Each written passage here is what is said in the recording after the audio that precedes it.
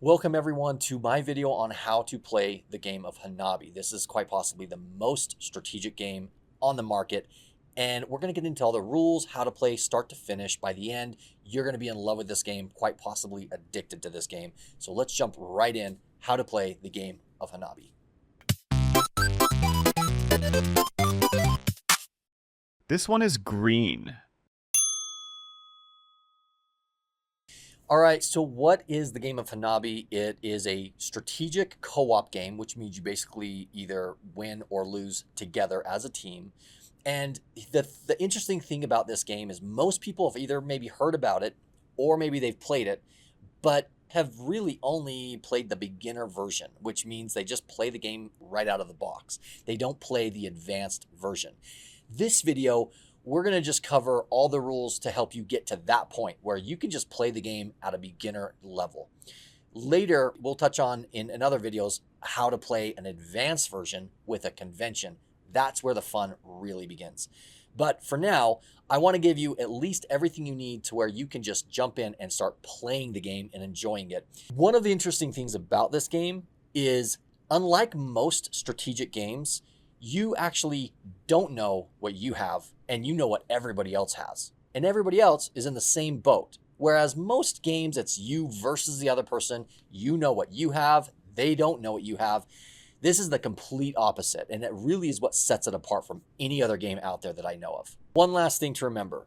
If you want to beat the game of Hanabi, you're going to have to watch one of my other videos. This one is just to get you started. With that said, let's jump right in to how to play the game of Hanabi. All right, so we're going to do this based off of a bird's eye view of a 4-player game. Now, it's important to know that if you really want the game to be fun, 3, 4, or 5 is really the optimal number to play with. However, the game says you can play with 2 players. I would say that it's a completely different game. It's not really that fun. One thing to note, however, is if you play with 3 players, you would actually have 5 tiles, not 4. But for this example, we're going to do everything with a bird's eye view of a 4-player game. Hanabi is a cooperative game, meaning we are all going to lose the game or win the game together. We are not playing against each other. The goal of the game is to get 5 fireworks played. What that basically means is you're trying to get 1, 2, 3, 4, 5 of all 5 colors out in the middle of the game, like so. Each of these colors represents a firework, and once you complete a color, you've essentially set off a firework. I believe the name Hanabi is Japanese for firework. That's where they get the name. That's kind of the meaning behind it. But this is essentially what we're trying to do. Now, here's the twist. You can see everybody else's tiles, and they can see yours, but you cannot see your own tiles, and likewise, nobody else can see their own tiles. You are going to be making all of your decisions based on information given from other players to you, as well as other players given to each other. You start and go around the table one at a time, and on each person's turn, they can do one of 3 things. They can either give a clue to another person at the table, they can either play a tile, or they can discard a tile. Now we're going to dive into each of these 3 options a little bit further here. So option number 1, if I want to give a clue, and it's my turn and that's what I choose to do, I can give a clue to somebody on the table about their tiles. Now, the clues are either a color or a number. For example, if I wanted player number 2 to quickly play their 1s, because they're going to come after me, I could say, player number 2, you have 2 1s here and here. Player number 2 now knows that they have 2 1s. I have to include both of the 1s. I cannot say, this is a 1 or this is a 1. I have to include both clues or both tiles. Likewise, if I wanted to clue player 3 about their green tiles, I have to include both green tiles. I cannot just say, hey, this is a green or this is a 2. I have to include all the tiles that the clue is applied to. If I choose to give a clue on my turn, that's going to cost us 1 clue. Down there, we just lost a clue because I chose to give a clue to this person. We started the game with 8 clues. Now we only have 7. And likewise, each time somebody gives a clue, it burns another clue. You're eventually going to get down to no clues, and you'll see how you earn those back in just a second. Before we get to that, let's dive into the second option that you can do on your turn. That is, you can play a tile.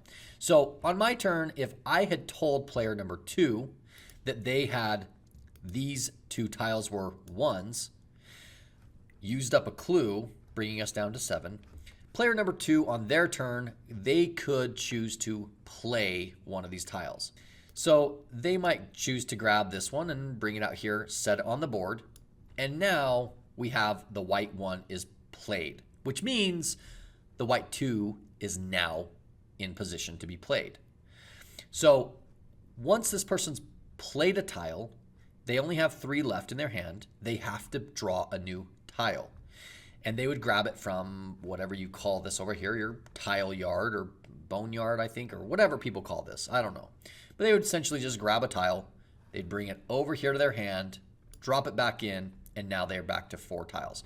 If you choose on your turn to not give a clue or play, but to do the third option, which is discard a tile, you would simply grab a tile. So if it's player 3's turn and they don't have any clues, they don't know what to do with their hand, they can just choose to chop a tile or discard a tile. So let's say they choose to grab this tile and they move it over to the discard pile. That would actually earn us back a clue. So now we're back to 8 clues down here. And they're now also with 3 tiles in their hand. So they would grab a tile from the tile yard and they would put it in their hand. And look at that. Now they have another white 1. They're back to 4 tiles and it's on to player 4's turn. They're in the same situation where they can either give a clue, play a tile, but they don't know anything about their hand, so they would not play, or they would discard a tile. And that's how each person's turn would go continually round the table, each person doing one of those 3 things. A few other things to keep in mind. There are 3 1s of each color. There are 2 2s, 2 3s, 2 4s, and only 1 5. This is important because if I chop this white 5, I can't win the game now.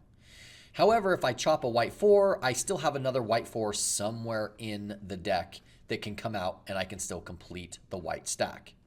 Likewise, I can chop 2 of the white 1s and still have another white 1 somewhere in there that I can still complete the whites with.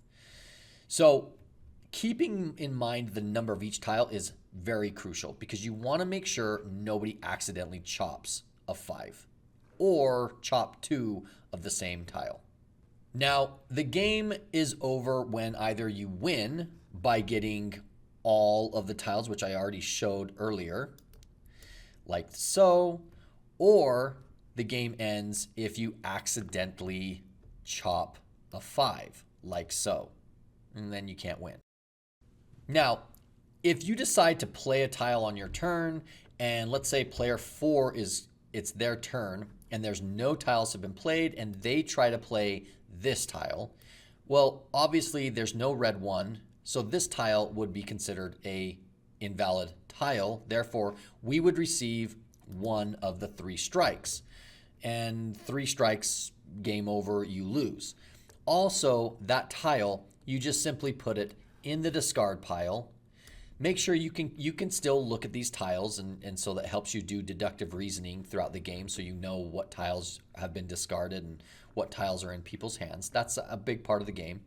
But then you just simply grab a new tile, bring it over, and you drop it in that, replace that tile. If you get 3 strikes, game over, you've lost. Another way that the game can end is if you go through all of these tiles and you get to the very end and somebody draws the last tile, everybody would get 1 final turn. The person who drew the last tile would have the last play. If you haven't gotten to this position where all 5 colors are fully played, again, game over, you lost. One thing to remember is what makes this game fun is keeping a very strict table decorum. What I mean by that is making sure you're not giving additional information every time you give a clue. So, for example, if the game's just starting and let's say it's my turn and I wanted to give a clue to player two here, and I said, hey, player two, this tile here and this tile here are red, he's probably going to know that one of these is a red one.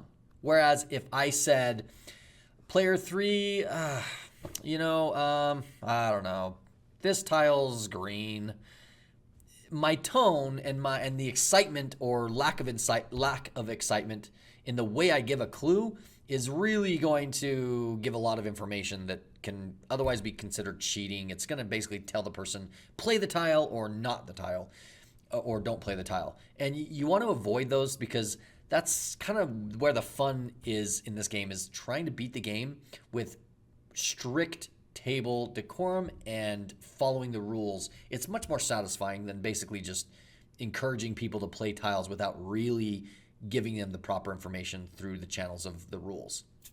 So try to avoid that if at all costs if you can. Okay, one last thing before we wrap up this video. I've showed you basically how to play the game with the basic set here, and the basic rules. And that is with the red, blue, green, yellow, and white tiles. Now, there is another version of the game that includes a sixth set. And that sixth set is a rainbow set. It basically has all 5 colors in each of the little symbols. So instead of a white circle or a yellow square or whatever, it's got some type of a symbol, and it's kind of like a rainbow looking symbol. And if you look around online, you'll see that the sets that you can buy online, they'll have a rainbow suit.